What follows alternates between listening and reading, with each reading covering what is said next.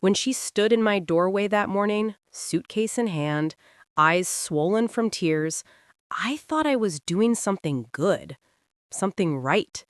If I'd known that letting her in would cost me everything, my peace, my home, even my faith in friendship, I might have closed that door and walked away. But I didn't. I smiled, reached out and said, "Come in, sweetheart. You're safe here." Before all that, life was simple, quiet, predictable in the best way. My husband, Samuel, and I had been married for 32 years. We lived in the same three-bedroom brick house we'd bought when our children were little. A modest place in the suburbs, filled with the smell of coffee in the mornings and the sound of our grandkids' laughter on weekends. I worked part-time at the local library. Samuel had retired early from his job as an electrician, and he spent most days tending to his garden or fixing something that didn't really need fixing. That house was his pride. Every tile, every screw, he'd touched them all. And me? I found peace in the small things. Folding laundry warm from the dryer, baking banana bread on Sundays, calling my best friend Lydia just to laugh about nothing at all. Lydia and I had known each other since we were 15. We'd grown up 2 streets apart, shared heartbreaks, weddings, babies. Even when she moved 3 hours away, we kept in touch, sometimes talking late into the night like the girls we used to be. Her daughter Amelia was born a year after my youngest. I'd watched her grow up, sent her birthday cards, even bought her prom dress when Lydia couldn't afford it that year. So when Lydia called me one spring morning, her voice shaky, desperate, I didn't think twice. "She's leaving him, May," Lydia said. "After everything he's done, she just can't stay. But she has nowhere to go, not for a while. I'm begging you, please, let her stay with you till she gets back on her feet." I didn't even pause. "Of course she can," I said. "Tell her to come as soon as she needs." Amelia arrived 2 days later. She looked fragile, like a bird who'd flown through a storm and barely made it home. Her hair was unwashed, her eyes dull, her fingers trembling as she handed me her suitcase. "Thank you, Aunt May," she whispered. "I promise it's just for a few weeks." I hugged her tight. I said, "Stay as long as you need." At first it was nice. I gave her the guest room at the end of the hall, the one with the pale yellow curtains and the old writing desk. She'd spend hours there, tapping away on her laptop. I assumed she was job hunting or maybe journaling through her pain. I didn't pry. I cooked her meals, listened when she needed to cry, tried to make her feel like she belonged. Samuel liked her too. He said she reminded him of our eldest daughter when she was younger. Ambitious, clever, maybe a little too proud for her own good. Sometimes at dinner, she'd tell us stories from her marriage, how her husband Todd had belittled her, how he'd controlled their money, even tracked her phone. It broke my heart. I thought, if anyone deserves a fresh start, it's her. But as the days turned into weeks, I started to notice small things. The way she'd rearrange furniture without asking. The way she'd speak to repairmen as if she owned the place. Once, I caught her correcting Samuel about something in the garden, as if she had lived there all her life. It didn't bother me at first. She was healing, finding confidence again, I told myself. I'd been young once, too. Still, something about the way she walked through our house, so sure, so possessive, made me uneasy. One afternoon, as I folded laundry, I overheard her on the phone in her room. Her door was slightly open. "Yes, I'm staying in my place for now," she said. Her place. I froze, the shirt I was folding slipping from my hands. It must have been a slip of the tongue, I thought. People say strange things when they're emotional. But that word, my, stayed with me. It echoed, quietly, at the back of my mind. A week later, the plumber came by. We hadn't called for one. "Mrs. Hensley," he asked when I opened the door. "Here to check the leak under the kitchen sink. Got the request through your insurance." I frowned. "Insurance? We didn't file any claim." He hesitated, glancing at his clipboard. "Well, someone did," under this address. My stomach tightened. Can I see that form? He turned the sheet toward me. There it was. Our address, our policy number, and under contact person, the name Amelia Rhodes. I felt a rush of confusion, then embarrassment. There must be some mistake, I said. She's just staying with us. He shrugged. Happens sometimes. You can call your insurance to sort it out. When I confronted her later that day, she laughed it off. Oh, Aunt May, I was just trying to help. You mentioned that drip last week, remember? I thought I'd save you the trouble. I didn't recall mentioning any drip. Still, I smiled, uneasy. Next time, dear, just let me handle it. She nodded sweetly. Of course. But that night, I couldn't sleep. Something about her tone, too smooth, too dismissive, gnawed at me. The next morning, Samuel asked if we had filed a roof claim. What? I said. He handed me a letter from our insurance provider confirming a damage inspection request. I called the company. They told me someone had filed multiple repair claims in our name: roof, plumbing, water heater, each signed electronically by Amelia Rhodes. My heart dropped. When I hung up, my hands were shaking.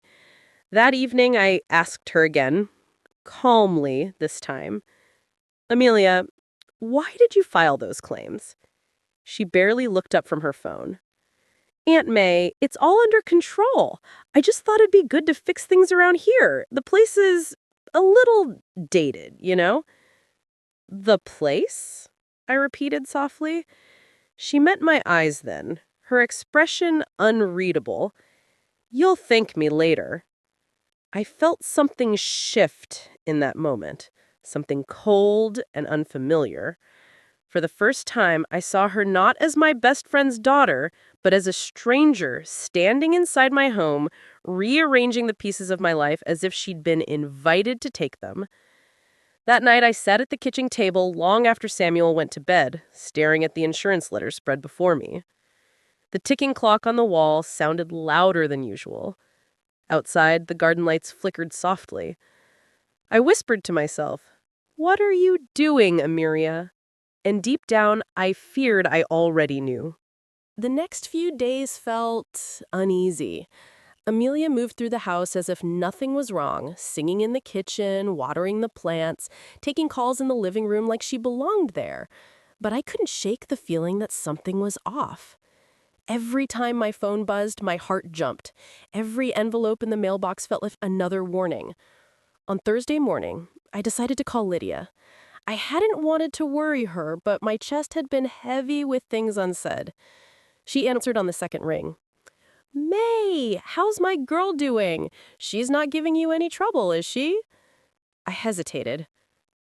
Lydia, has Amelia mentioned anything to you about insurance claims? Insurance? She sounded confused. What do you mean? I explained slowly, carefully, the plumber, the roof request, the forms under our name. When I finished, there was silence on the other end. Then Lydia sighed. Oh, May, she's always had this thing about control. After her divorce, she started managing everyone's business, mine, her coworkers, anyone who'd let her. She says it makes her feel useful. Useful? I asked quietly. She's filing fraud under my name, Lydia. I'm sure she doesn't mean harm, she said quickly. She's been through so much, you know. Just be patient with her. I wanted to believe that. But something inside me whispered, this isn't about healing. It's about power. That weekend, I found the proof. Samuel and I had gone out for groceries, leaving Amelia home alone. When we returned, she was on the phone in the backyard, pacing. She didn't see us pull into the driveway. Her voice carried through the open kitchen window. Yes, the paperwork's in process. Once the claim clears, the property will be under my management. I froze. Under my management? Samuel's eyes met mine. What the hell does that mean? he whispered. I didn't answer. I stepped closer to the window, my heart beat in my ears. She continued, Yes, it's the old couple's place. No, they don't know yet, but they're fine with it. They think I'm helping them out. Old couple. My knees nearly gave out. When she hung up and came back inside, I was standing in the kitchen doorway. Who are you talking to? I asked. Her eyes widened for a second, then she smiled, too quickly. Oh, just a contractor. I'm getting quotes for the repairs. Under your management, I said, my voice shaking. The smile faded. You are listening, she said. Amelia, I said, trying to keep calm, what are you doing? Why are you filing things in your name? Her tone hardened. Because you're not capable of managing this house anymore, Aunt May. You and Uncle Samuel should be relaxing, not worrying about paperwork or maintenance. I'm just taking care of things. Taking care? I whispered. You've been lying. You've been pretending to own our home. She folded her arms. Maybe I should. I've done more for this place in a month than you have in years. Samuel stepped forward. Watch your tone, young lady. You're a guest here. That's when she said it, the sentence that made my stomach drop. A guest? She laughed bitterly. You really think this is still your house? Silence fell like a weight. Samuel frowned. What did you just say? Her voice rose, sharp and cold. Do you know whose name is on the recent insurance filings? The improvement permits, the renovation quotes. Mine. You handed me access when you gave me the Wi-Fi password and mail key. Everything that matters is under my name now. And if you keep pushing me, I'll make sure it stays that way. I felt the room tilt. It wasn't just arrogance, it was a threat. Samuel's face flushed red. You need to leave this house, now. But she only smirked. Good luck proving anything. That night, I sat at the kitchen table again, the same place where I'd once written Christmas cards and recipe notes. Only now, the papers spread before me weren't cheerful lists. They were invoices, contracts, and forms, each with her name scrawled neatly in digital ink. I called our insurance company first. They confirmed multiple home improvement submissions totaling nearly $25,000, all marked as authorized by Amelia Rhodes' homeowner representative. Homeowner representative. Then came the bank. Somehow she'd linked our policy payments to a temporary account under her control, claiming she was handling bills on our behalf. By midnight, I was shaking too hard to speak. Samuel wrapped an arm around me, whispering, We'll fix this, May. Don't let her break you. But my voice cracked when I said, She already has. The next morning, I confronted her again, this time with evidence. She was sitting in the living room, legs tucked under her, sipping coffee like she owned the place. I set the folder down in front of her. I called the insurance company, I said softly. They confirmed what you did. She didn't flinch. Then you know I'm just taking initiative. Taking initiative, I repeated, my voice trembling. You forged my signature, stole our financial information, and claimed ownership of our home. She met my gaze as calm as stone. Maybe because someone had to. That stopped me. What does that mean? She stood, pacing slowly. All my life, people like you, older, settled, comfortable, look down on people like me. You have everything handed to you, and you don't even realize how unfair it is. I lost everything, Aunt May. My husband, my home, my dignity. I deserve something back. And so you take mine? I asked quietly. Her lips curved into a small, twisted smile. Maybe I'm just claiming what the world owes me. The words sliced through me. This wasn't grief. It was envy, rooted deep, festering for years. I realized then that Lydia's daughter hadn't just come for refuge. She'd come for revenge. Against life, against loss, against anyone who reminded her of what she didn't have. And somehow, that meant me. Later that night, after she'd gone to her room, Samuel and I sat together in silence. He rubbed his forehead, weary. We'll get a lawyer, he said. We'll report the fraud. Change the locks if we have to. But my voice came out small. She's Lydia's daughter. I can't just throw her out. Lydia's been my best friend for 40 years. He looked at me sadly, and she's taking advantage of that. I stared at the dim reflection of our house in the window, the walls Samuel built, the home where our children grew up, now tainted by fear. I whispered, I don't even recognize this place anymore. And worse, I didn't recognize myself. The next morning, I woke to the sound of drawers opening and closing, not softly, hurriedly. I got up and followed the noise to the guest room, or rather, what used to be the guest room. Amelia's clothes were spilling from half-open suitcases. "What are you doing?" I asked, trying to keep my voice calm. She didn't look up. "Backing. Your friend Lydia's calling too much, asking questions. I need to lay low until things settle." "Settle?" I repeated. "You think this will just settle?" She zipped her bag with a sharp motion and turned toward me. "Don't act like a victim, May. You opened the door. You offered me help. You practically begged me to stay." "I offered you kindness," I said, stepping closer. "Not my life." For a moment, something flickered across her face. Not guilt, but calculation. Then she smiled again, that same practiced, pitying smile. "You're too emotional to handle your own affairs," she said slowly, enunciating every word like a rehearsed line. "That's why I took over. You're welcome, by the way." I wanted to scream, but I didn't. Because in that moment, I realized something. She wanted me to lose control. She wanted me to snap, to look unstable, so she could twist the story further, just like she had with everyone else she'd used before. So instead, I smiled back. "You're right, Amelia. I am emotional. Maybe too emotional for all this. But you've worked so hard. You deserve a break." She blinked. "What?"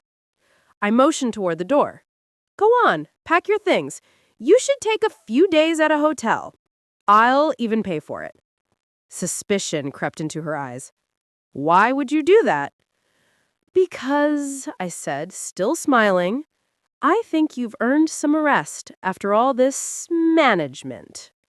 For the first time, she hesitated. Her pride won out, of course. It always did. "Fine," she said, snapping her suitcase shut. "I'll go tonight." "Good. You'll need a clear head for what's coming." She frowned. "What's that supposed to mean?" I turned away. "You'll find out soon enough." Once she left the room, I went straight to Samuel. He was in the garage, tinkering with the old radio.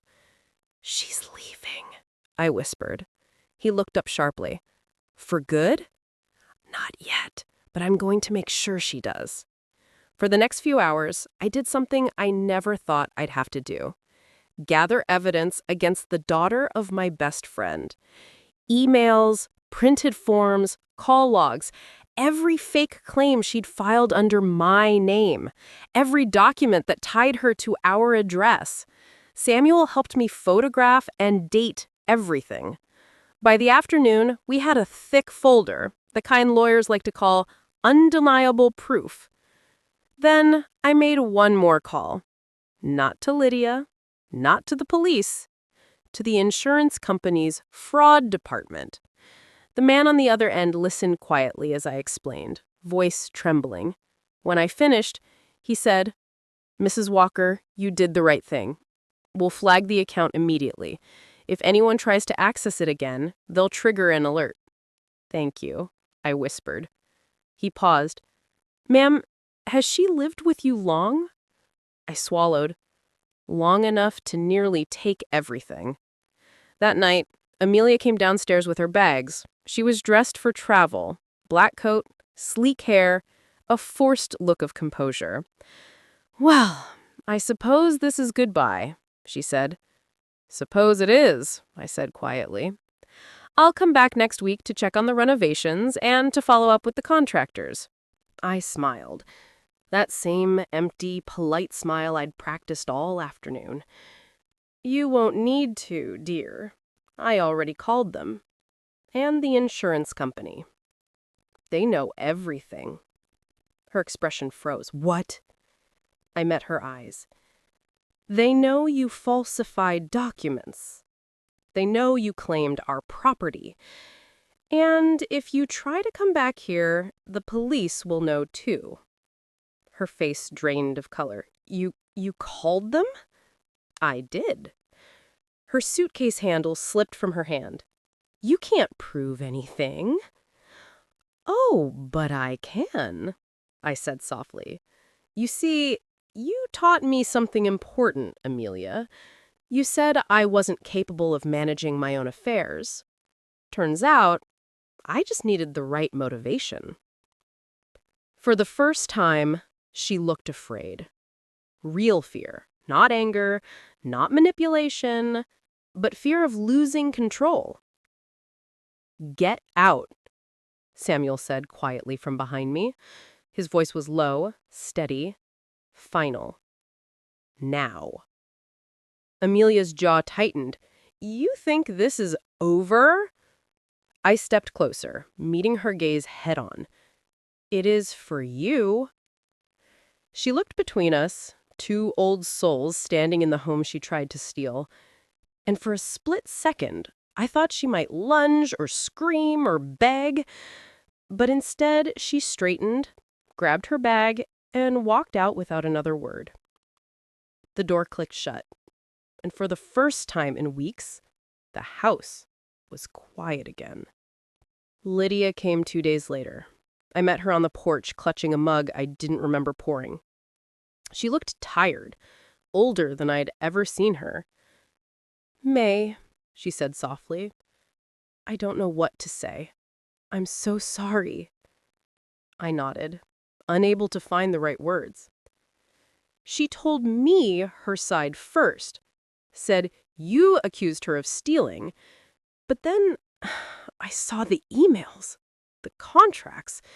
May, I had no idea what she was capable of. She's your daughter, I whispered.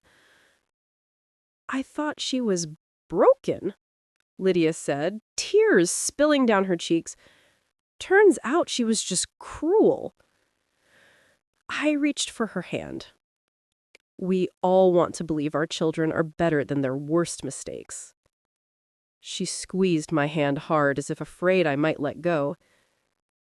Will you ever forgive me? I hesitated. Then I said the only truth I had left. Maybe someday, but not today. She nodded. That's fair. Weeks passed. The legal mess took time. Statements, notarizations, revoked claims, but eventually it was over. The house was ours again, clean in name and spirit. Yet something in me had changed. For 40 years, I had been the helper, the nurturer, the friend who said yes to everyone. It never occurred to me that kindness could make me a target. Now I know better. Kindness without boundaries isn't compassion. It's surrender. I still set a place for Lydia at the table on Sundays, even though she rarely comes. When she does, we don't speak of Amelia. We talk about roses and the weather, and sometimes we just sit in silence. Two women who lost something to the same lie. Sometimes, late at night, I still hear Amelia's voice echoing in my head. Maybe I'm just claiming what the world owes me. I used to hate that line. Now I understand it. Not because I agree, but because it reminds me that envy destroys what's unfair. It destroys what's good. And that's what she'll never have again. This house. This peace. This love. If there's one thing I've learned, I say to the camera, my voice soft, steady, it's that not every person who walks through your door deserves a place at your table. Sometimes, the most dangerous thieves don't break in through windows. They come in carrying luggage and a smile. Months passed before I could walk through my own home without flinching at the sound of footsteps. It's strange, isn't it? How silence can feel foreign after chaos has lived with you. The first few weeks, I'd wake at dawn to the creak of the hallway floorboards, my heart thudding, expecting to see Amelia's shadow at my door. But there was nothing. Only the soft light spilling through the lace curtains and Samuel's steady breathing beside me. Little by little, peace returned. But it didn't look the way it used to. I started with small things. The curtains she replaced, I took them down one by one. Hung back my old floral ones, the ones I sewed in my 20s when I first bought this house. The scent of lavender and starch filled the room again, like a quiet reclaiming of self. Then the dining table. I sanded it down and repainted it, just enough to hide the deep scratches where she dropped her keys every morning, the way she marked her territory. I kept the marks on the underside, though. A reminder. A scar the world wouldn't see, but I would know it was there. Some scars should stay visible, not to shame us, but to keep us wise. Lydia came by often after that, not to apologize anymore, but to sit. We'd have tea on the porch and she'd bring photos of her garden. New rose bushes, some blooming, some still learning. One afternoon, as we sat there watching the sun dip low, she said quietly, "She's in therapy now." I nodded. "That's good." "She doesn't talk about you," Lydia continued, "but she talks about control, about loss." I stared at my hands. "She didn't lose control, Lydia. She gave it away." She nodded slowly, a tear slipping down her cheek. And so did I. I reached for her hand. Then maybe that's where we start, by taking it back. That was the first time we smiled at each other without the weight of Amelia between us. One Sunday, Samuel fixed the back gate. It had been squeaking for months, but Amelia never let him touch it. Said she'd handle it with her contractor. I watched him work from the kitchen window, the late morning light warm on his shoulders. There was something healing about the sound of his hammer. Steady, honest, unhurried. I made him lemonade, the way he likes it, too sweet with a pinch of salt. When I brought it out, he grinned. "Haven't had this in a while." I sat beside him on the steps. "Feels like we haven't had us in a while." He looked out over the yard at the hydrangeas I'd replanted. "You think we'll ever trust anyone again?" I thought about it. The neighbors who had believed Amelia's lies for a while. The lawyer who had called her a clever girl. The friends who didn't check in until it was all over. "Maybe not in the same way," I said finally, "but that's all right. Trust doesn't have to be blind to be real." He smiled faintly. "You always find the lesson." "Maybe that's the only way to survive something like this," I said. "You either learn or you break." That evening, I walked through each room, touching the walls like an old friend. The house didn't feel tainted anymore. It felt lived in, claimed not by ownership papers, but by love. In the hallway, I paused by a photo. Me, Lydia, and Amelia, when she was still a teenager. She was grinning, arms around both of us, freckles across her nose. For a moment, I saw not the woman who betrayed me, but the child who used to call me Auntie May. It hurt, but it also reminded me of something important. People aren't born cruel. They become that way when pain festers too long without light. And maybe, in some small way, my forgiveness, even if quiet, distant, imperfect, could be that light. A few weeks later, I sat down at my writing desk and took out a fresh sheet of paper. I didn't plan to send it anywhere. It was just for me, for the woman who had lost so much and found herself again. I wrote, May, you are not foolish for opening your door. You are kind, and kindness, even when betrayed, is still holy. But from now on, guard your peace the way you guard your home, not with walls, but with wisdom. When I finished, I folded the letter and placed it in the drawer with my will and old family photos. Because someday, when I'm gone, I want whoever finds it to understand that this house wasn't just wood and paint. It was the story of survival. Sometimes I sit on that same porch where it all began, listening to the wind hum through the trees. The house creaks, old bones stretching after a long sleep. I sip my tea and smile. It's funny. This place used to be a source of pain. Now it's my sanctuary again. And when people pass by and wave, I wave back, quietly grateful that they only see a sweet old woman in her chair, not the battle that was fought within these walls. Because that's the thing about battles like this. They don't always end with a bang. Sometimes they end with a sigh, a closed door, and a whisper of peace that finally returns. If you've ever opened your heart to the wrong person, remember this. Their betrayal doesn't make your kindness a mistake. It only means they weren't ready to receive it. And if someone ever tries to take what's yours, your home, your peace, your name, don't fight them with hate.